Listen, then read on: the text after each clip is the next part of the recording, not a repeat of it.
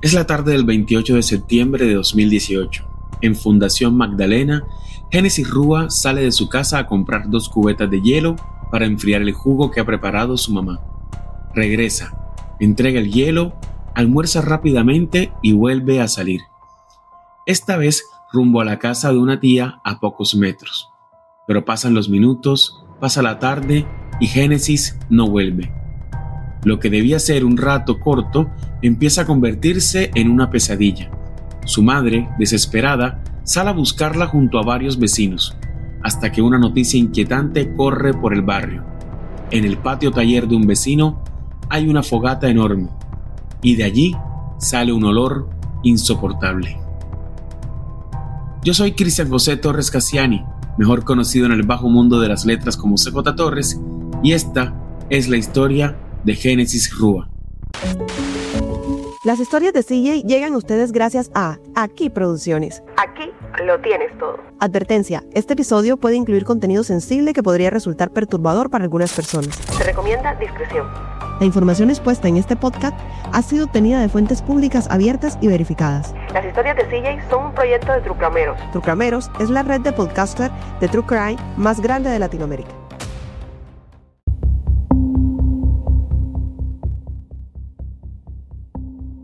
Hoy quiero agradecerles por toda la muy buena recepción que ha tenido este podcast. Este es el tercer episodio de esta primera temporada de las historias de CJ. En esta primera temporada solo trabajaremos historias sucedidas en Colombia, tanto en las historias express como en las historias que son más completas. A veces, el horror no entra rompiendo puertas. A veces, llega caminando despacio, disfrazado de tarde normal, de barrio conocido, de un trayecto de 5 minutos que nadie teme. Y cuando por fin muestra la cara, ya es tarde. Ya una familia está rota. Ya un pueblo entero empieza a oler la tragedia sin entender todavía de dónde viene. Esta es la historia de Génesis Rúa Vizcaíno, hija de Benjamín Rúa y Jamie Vizcaíno. Tenía 9 años, cursaba 3er grado de primaria, soñaba con ser futbolista profesional y vivía con su familia en el barrio El Porvenir de Fundación, en el departamento del Magdalena, en Colombia. Era la menor de 3 hermanos. Su madre la recuerda como una niña aplicada, servicial y muy independiente para su edad. Se bañaba sola, se peinaba sola, hacía sus cosas con ese orgullo pequeño de quienes apenas están empezando a sentirse grandes. Quería ser futbolista, delantera, le gustaba marcar goles y celebrarlos. Y en su casa la complacían con ese sueño como se complacen los sueños de una niña que todavía tiene toda la vida por delante. Le gustaba leer a García Márquez. Sus colores favoritos eran el blanco y el rosa. Y sus maestras recordaban que, para su edad, resolvía multiplicaciones y divisiones con una habilidad poco común a esa edad.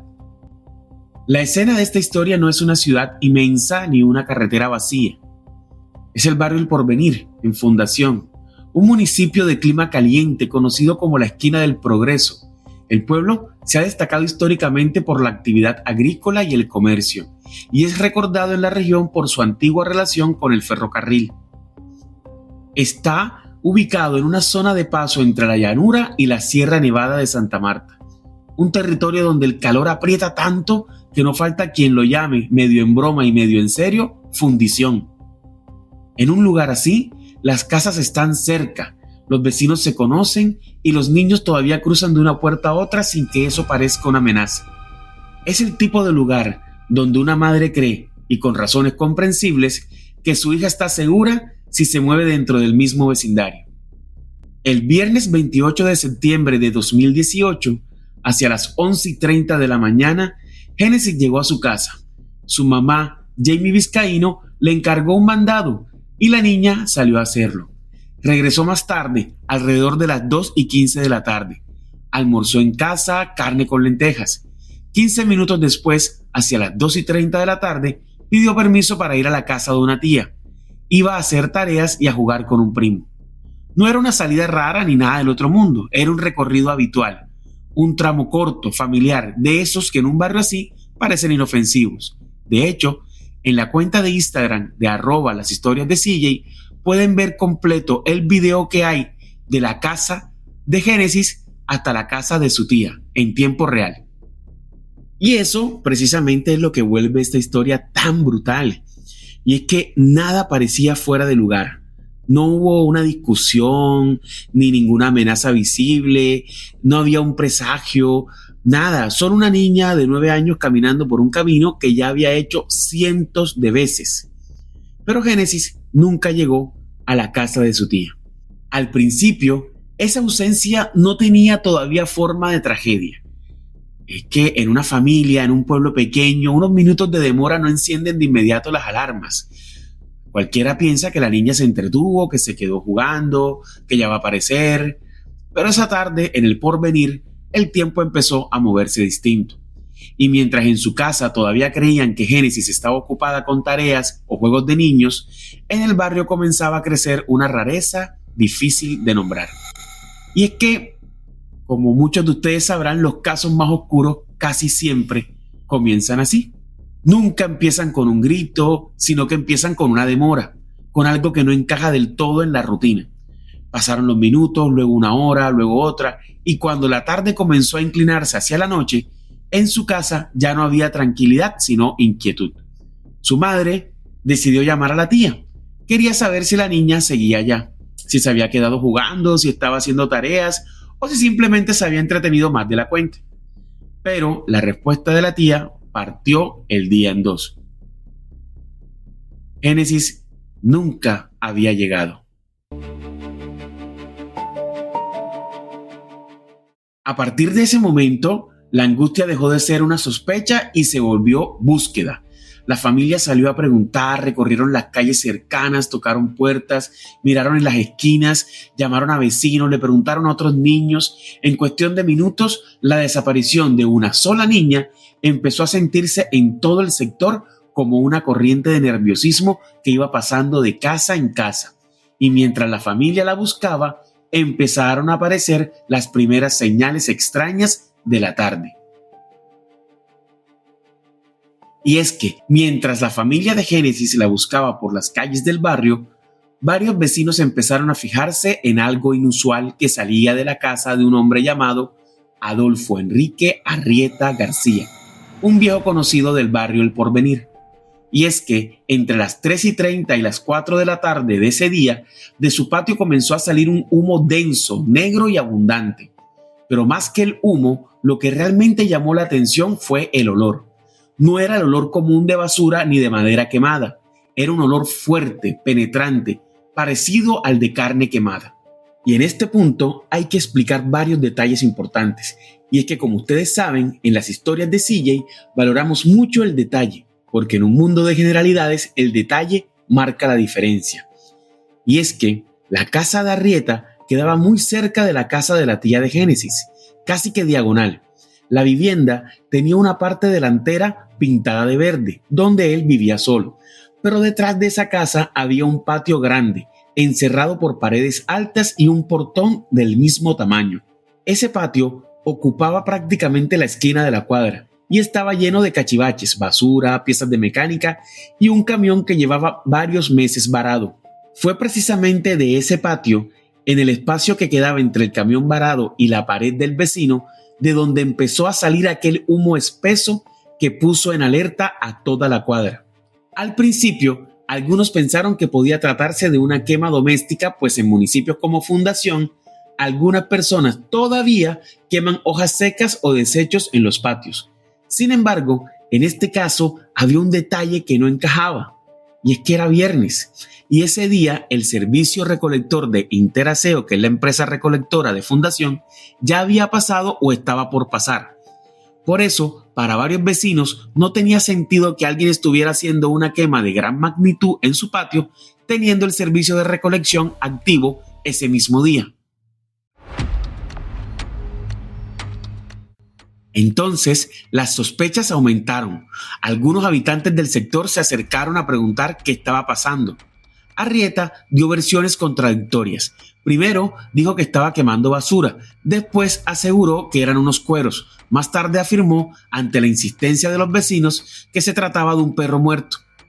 De hecho, a un vecino que le reclamó porque el humo estaba entrando a su casa, le respondió con aparente tranquilidad: «Tranquilo, compadre», le dijo, «es que un perro me mordió, me llené de rabia y lo maté, y lo estoy quemando para que no huela feo». La explicación no convenció a nadie.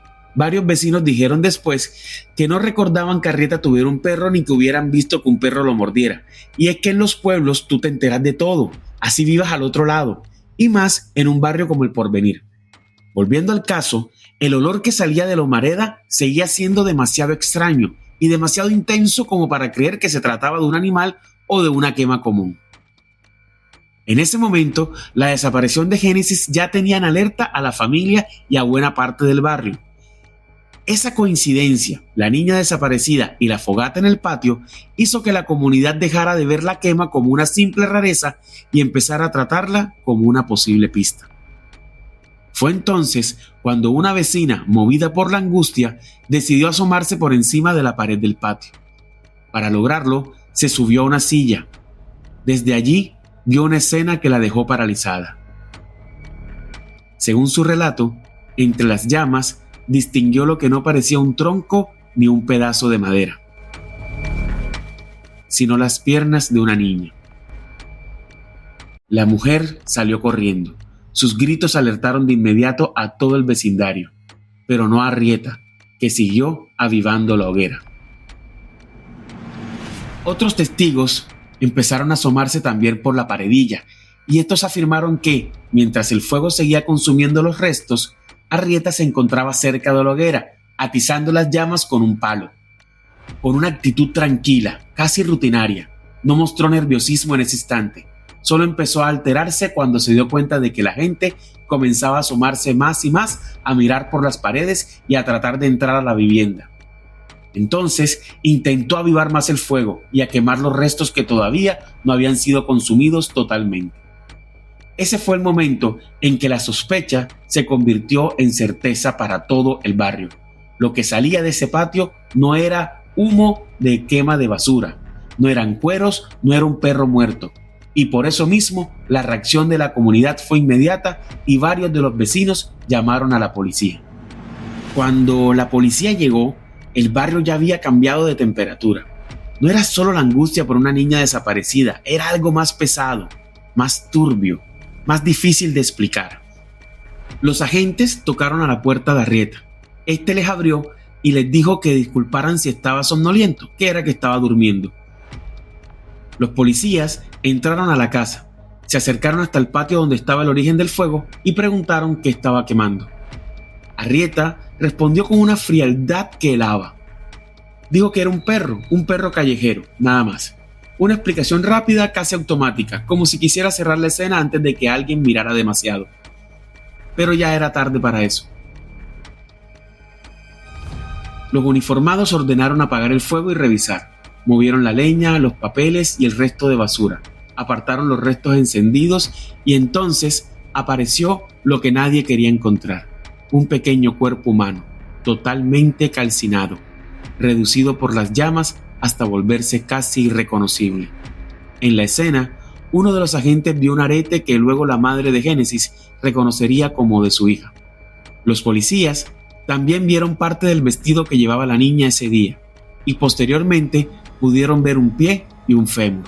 El resto del cuerpo estaba completamente calcinado. En ese instante, la búsqueda terminó. La policía detuvo a Adolfo Arrieta García, quien alegó en el lugar de los hechos que no reconocía nada de lo que estaba pasando, que se acostó a dormir y no se acordaba de nada.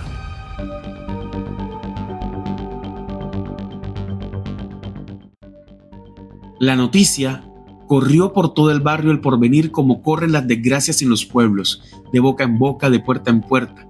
En cuestión de minutos, la gente dejó de preguntarse dónde estaba Génesis y empezó a entender que la respuesta estaba allí, en ese patio, en esa humareda. Su madre llegó poco después a la casa de Arrieta.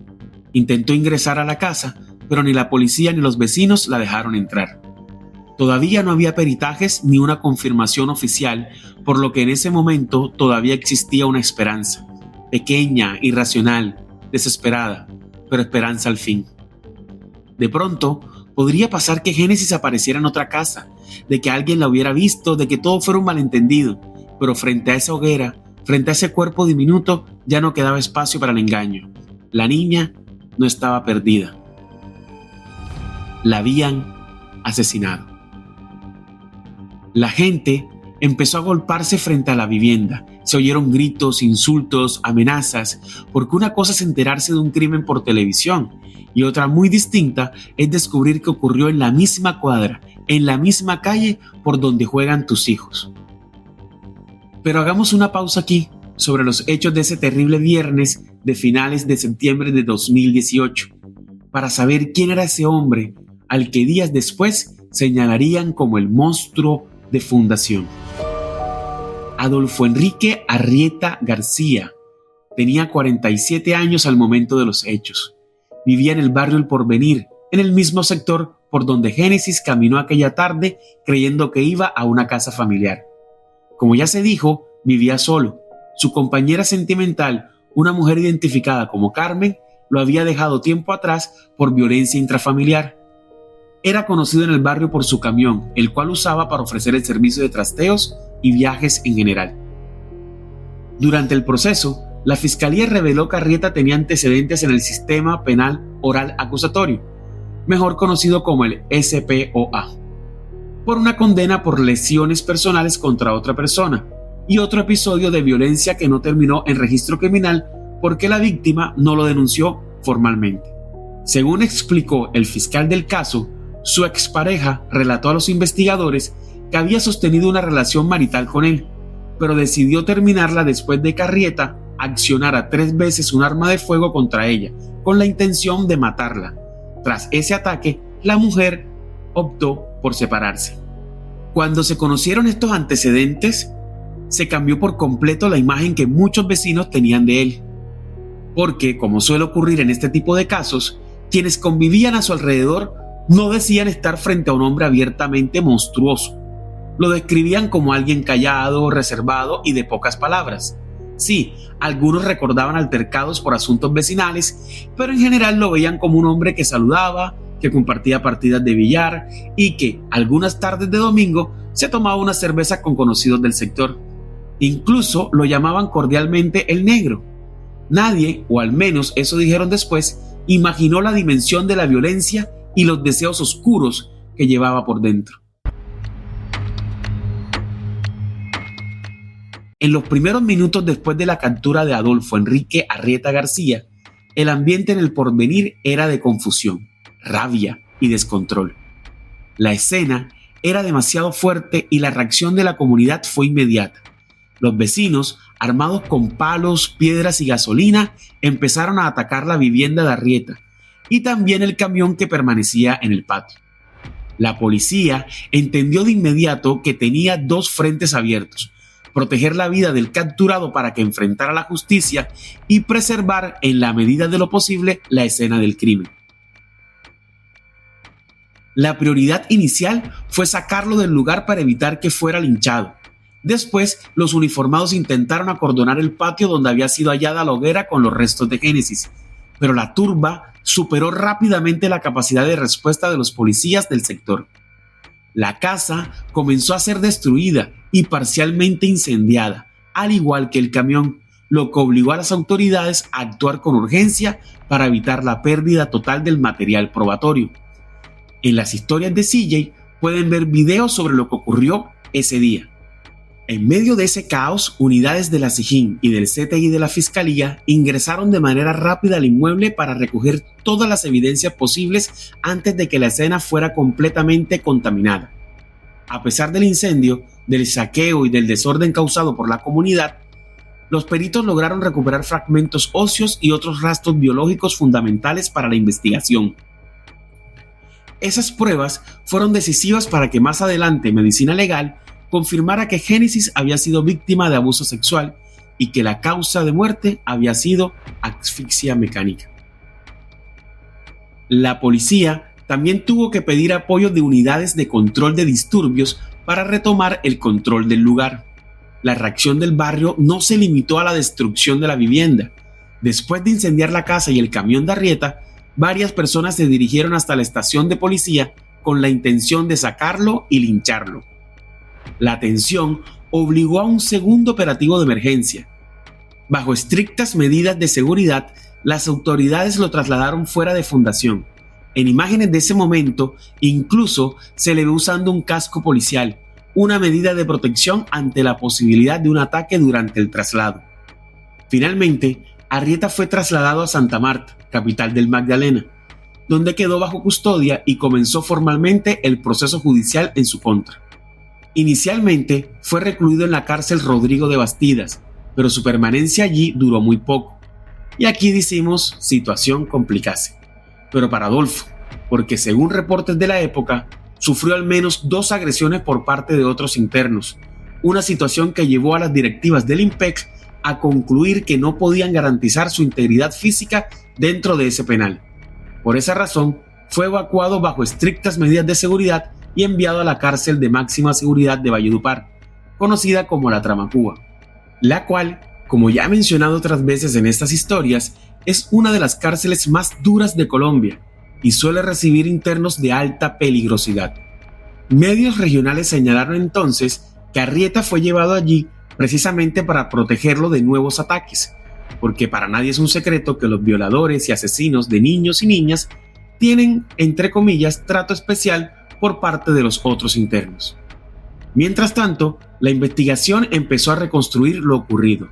La hipótesis de los peritos y de la fiscalía fue clara desde muy temprano. La escena en la casa de Adolfo Enrique Arrieta García, la captura en flagrancia y el hallazgo del cuerpo en el patio ya lo comprometían de forma directa. Pronto llegaron más respuestas desde medicina legal. La necropsia confirmó que la niña había sido víctima de abuso sexual, aunque Arrieta lo negó al principio, y que la causa de muerte había sido asfixia mecánica. Eso cambió por completo el peso del proceso. Ya no se trataba solo de una menor hallada calcinada en una vivienda del barrio El Porvenir. Se trataba de una niña raptada, atacada sexualmente, asesinada y luego incinerada para tratar de desaparecer la evidencia. Ese detalle fue clave, porque dejó claro que el fuego no había matado a Génesis. El fuego vino después en un intento por borrar el cuerpo y alterar la escena. Con esos resultados, la fiscalía consolidó una secuencia brutal: interceptación, sometimiento, abuso, muerte e incineración. A partir de ahí, el caso empezó a cerrarse sobre Arrieta con una fuerza difícil de desmontar. Días después vino una de las primeras audiencias decisivas. El 5 de octubre de 2018, Arrieta aceptó haber matado a Génesis, pero no aceptó en esa etapa el componente sexual del crimen. Esa fue una de las primeras jugadas de su defensa: admitir una parte de los hechos y resistirse a la otra, a pesar de que los resultados forenses ya lo estaban comprometiendo mucho más allá de un simple homicidio. Su versión intentó moverse en una zona confusa.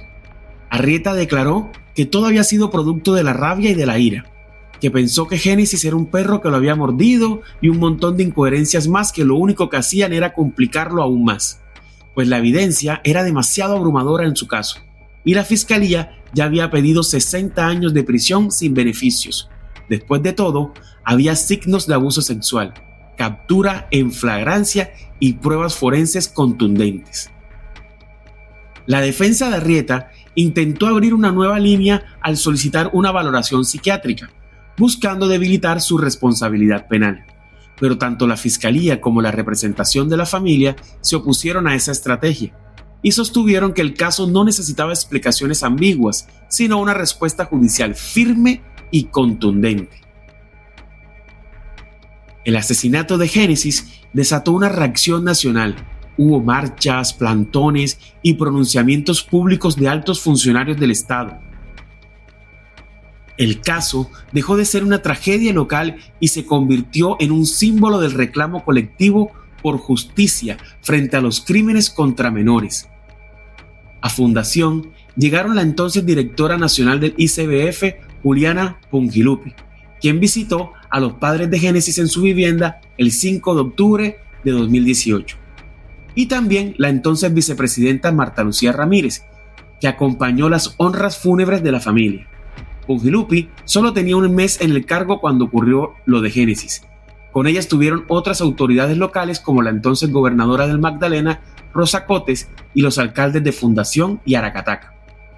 Ese mismo 5 de octubre de 2018, mientras avanzaban las diligencias judiciales, más de 3.000 personas salieron en Fundación a despedir a Génesis con globos y flores blancas y mensajes de justicia.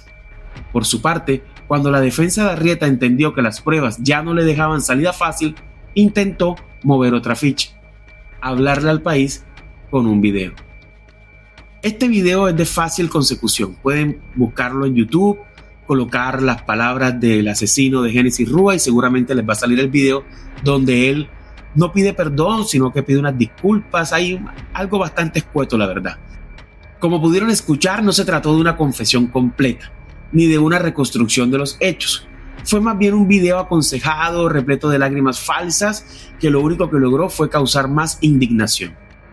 En esta grabación, hecha cuando ya estaba bajo custodia, Adolfo Enrique Arrieta García lo que dice es que no sabía qué le había pasado, que él también tenía hijos y que quería pedir disculpas. No hablaba como alguien decidido a contar toda la verdad, hablaba más bien como alguien que intentaba sobrevivir dentro del relato del crimen. Y ese detalle importa, porque en vez de explicar, desvió. En vez de aclarar, sembró confusión. En vez de asumir el peso completo de lo que hizo, intentó moverse en una zona ambigua, la del hombre que supuestamente no entiende su propia violencia.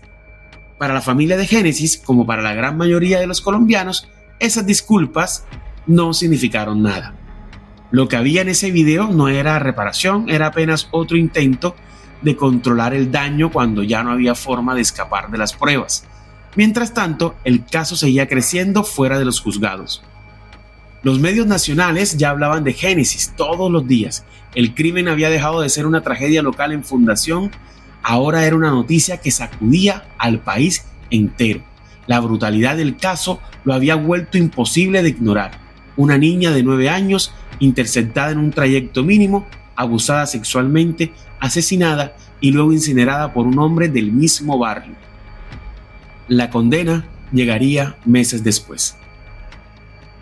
Después de las audiencias, de los peritajes, de la necropsia y del intento de Arrieta por moverse entre admisiones parciales y disculpas inútiles, la justicia terminó fijando una respuesta concreta. En mayo de 2019, Adolfo Enrique Arrieta García fue condenado a más de 53 años de prisión por el asesinato y violación de Génesis. Una pena severa, sin beneficios, por uno de los crímenes más brutales que había registrado Fundación y Colombia en general. En Fundación, el fallo fue recibido como una señal de que el caso, al menos, no quedó impune. El país entero había seguido la historia con rabia por los medios de comunicación y había una expectativa clara de castigo ejemplar. A la fecha de grabación de esta historia, Adolfo Arrieta continúa recluido en la Tramacúa, en Valledupar, en un régimen tan estricto que a duras penas ve la luz del sol. Por su parte, la familia de Génesis se alejó de los medios de comunicación, muy poco se les ve. Los hermanos de Génesis también crecieron lejos de la opinión pública. Aunque el fallo judicial ordenó a Adolfo Arrieta reparar económicamente a la familia manifestó en su momento que el dinero no le devolvería a su hija y que su mayor satisfacción era la condena ejemplar de más de 53 años. He investigado y la verdad no he encontrado si Adolfo Arrieta reparó o no económicamente a la familia. En el barrio El Porvenir y en el Colegio Jesús de Nazaret, donde Génesis cursaba tercero de primaria, todos los días la recuerdan con mucho cariño, no solo por la tragedia, sino por el espíritu alegre y deportista de la niña, quien soñaba con ser futbolista profesional. Cada año, la comunidad y los allegados suelen realizar misas u ofrendas florales en el cementerio local para honrar su memoria. Ya en 2021, una tía de Génesis mandó a emparedar con ladrillos la casa del asesino para evitar que los curiosos entraran a la vivienda intentando reconstruir los hechos de aquel día. De hecho, en el Instagram de las historias de CJ hay varios videos filmados del interior de aquella casa. Y como siempre, saltan las versiones alternas.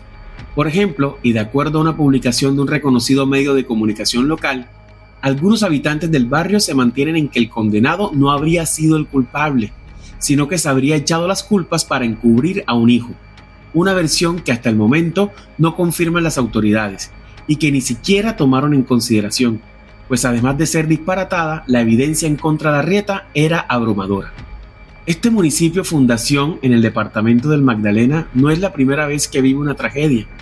4 años antes del asesinato de Génesis, el 18 de mayo de 2014, un bus que transportaba niños de una escuela dominical de la Iglesia Pentecostal Unida de Colombia se incendió por una falla mecánica y manipulación imprudente de combustible. El siniestro dejó un saldo de 33 niños y un adulto fallecidos, además de 20 heridos con quemaduras de gravedad.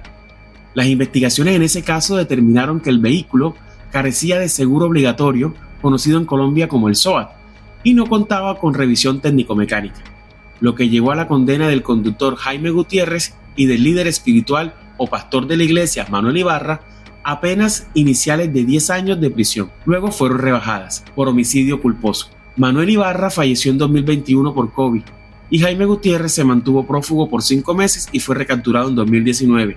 Y su paradero hoy es desconocido. Y ahora pasamos en contexto. Contextualízate con CJ. Contextualízate con CJ. Bueno, como ustedes saben, en las historias de CJ nos gusta contextualizar, saber qué estaba pasando en Colombia y en el mundo al momento de los hechos.